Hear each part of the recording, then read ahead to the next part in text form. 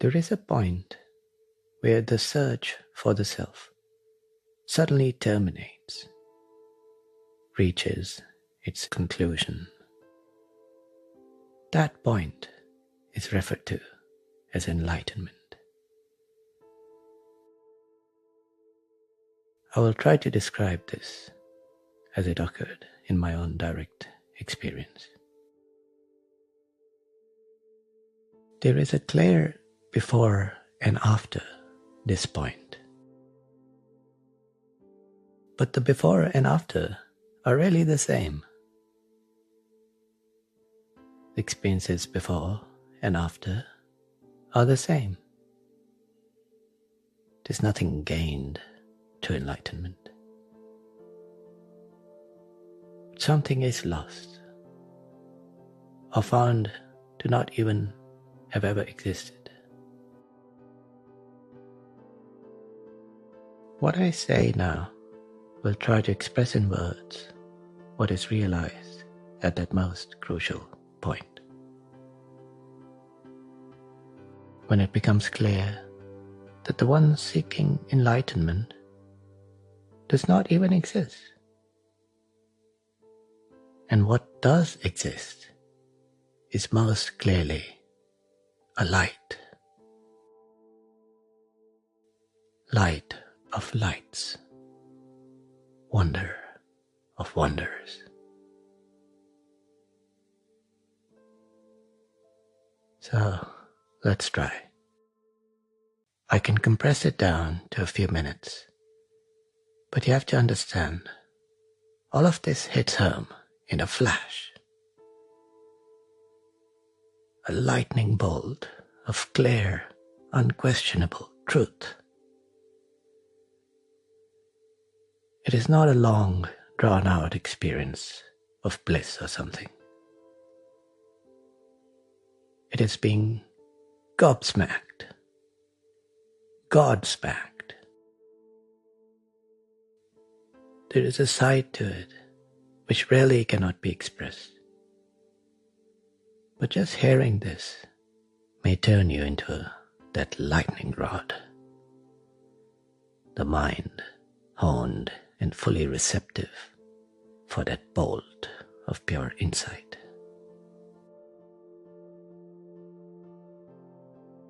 The moment the insight arrived was a very ordinary moment. I was at home with my family. It just so happened that we crossed paths in the corridor, my wife, daughter, and me, and we ended up in a spontaneous huddle, little family hug.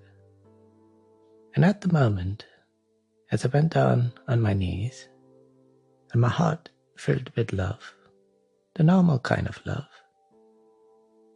the mind's defenses went down. And because I was obsessively practicing self-inquiry, in that moment, the question arose: what am I? What am I to feel this love? What is my wife? What is my daughter, really?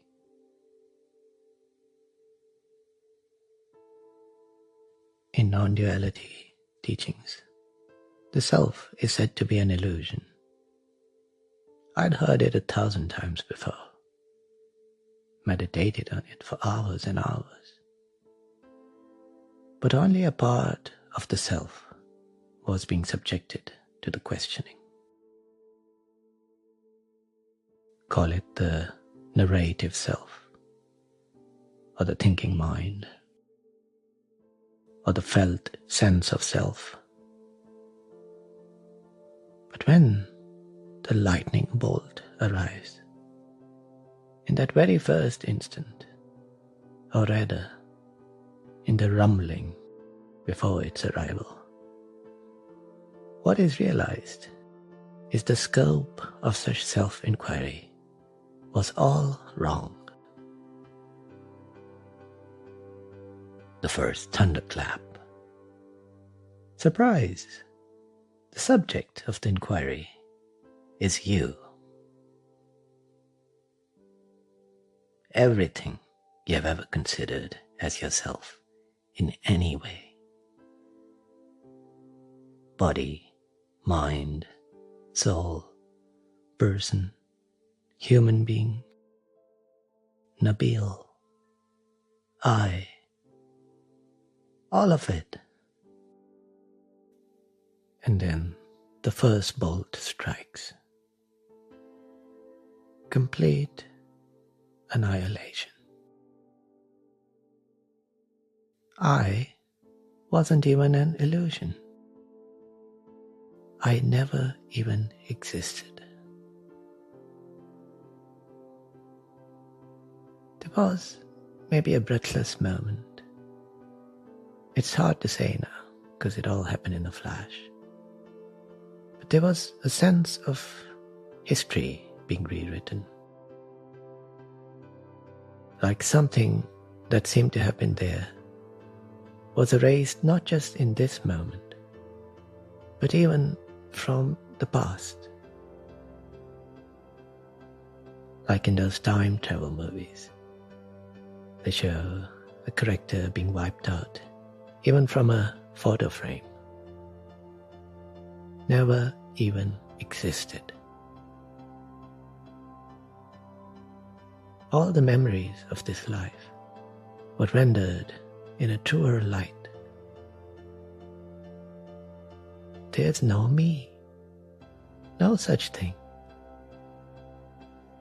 No me as a physical or mental or metaphysical entity. There are no conscious entities at all in the entire universe. No such entities are possible because consciousness is not a property of separate little things.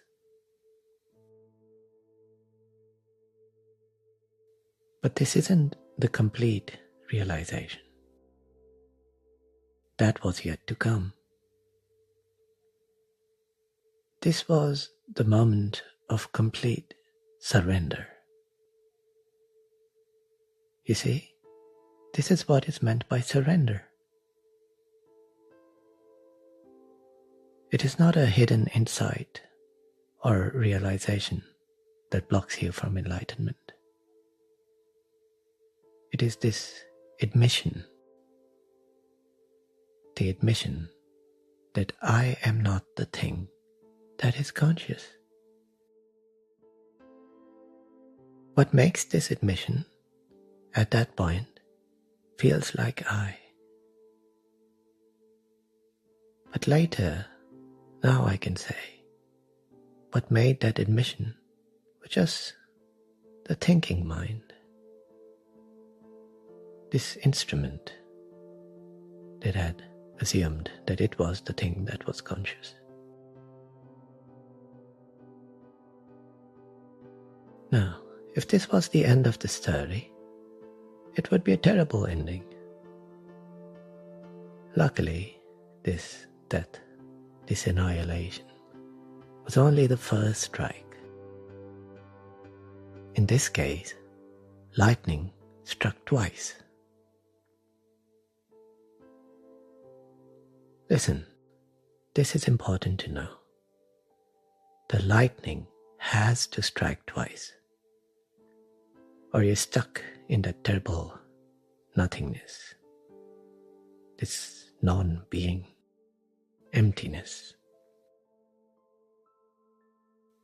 Those are just what the mind sees as it tries to look upon reality. The mind sees nothing. But surrender is exactly giving up this identity of being the mind. The arrogance of thinking that this bundle of physical and mental phenomena is what is conscious. As soon as that admission is made, the second bolt can strike. And so it struck. But now there was nothing to strike. The mind had fizzled out in the comprehension, the magnitude of its error. So this bolt coincided with an implosion of the mind and an explosion of the heart. You may recall this all started in a certain state of mind. A bit of love was there. Now it swelled up. It became a tsunami. Love, awe, devotion. You, the one listening, feeling, perceiving, making perception possible, the one that is conscious, is none other than you. Reality. The supreme reality. The singularity beyond space and time.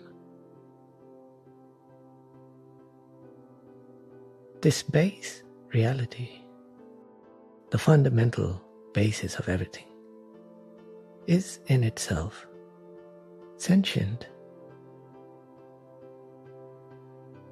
Is sentience itself. That is I. Truly I.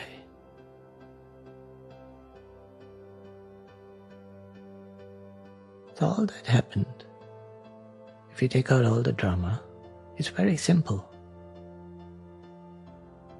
The mind admitted that it is not the thing that is conscious.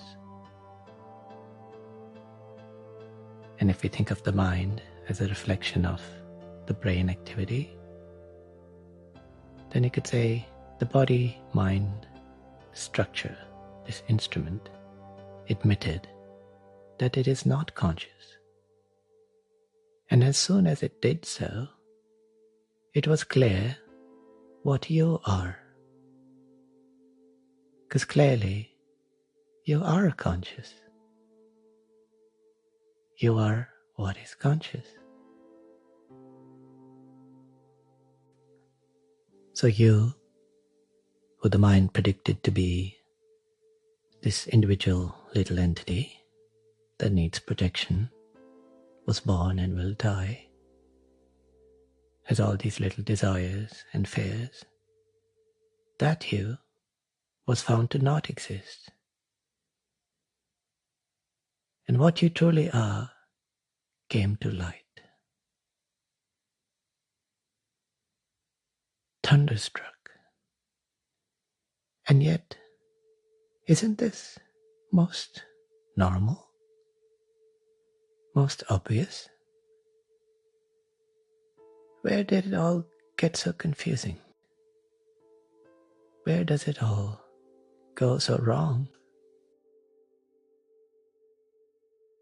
What seemed like nothing, like emptiness from that old perspective, is in fact this fullness and completeness of the whole, the actual self.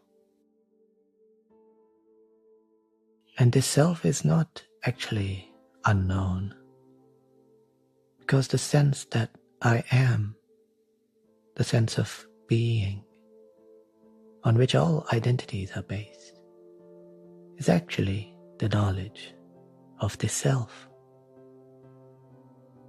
the self-awareness of this true I. So that was it, the end of the road. Non-duality. Not two, not even one. there is exactly none, no one. But there is the self, which is none other than I or you. And again, we're getting into the weeds, because the point is that there is no individual me or you. So what remains standing after this flash of insight? A burned out husk. From the outside, nothing much has changed. Even in that moment, nothing much changed. The eyes watered a bit. Nothing seemed to change. But from the inside, it is quite clear now that what is called Nabil is really just a collection of phenomena, a persona, a character being played. And then there is reality, which is not other than I, the singularity that is watching this show and all the other shows. The pure light, whose reflections are the show. Just staying in this understanding leads to the most perfect and complete peace. But often this knowledge fills this mind with an urge to express itself, to plant the seeds of this truth somewhere, and use this mouthpiece to maybe say a few words, which may be enough to pierce another one of your dreams.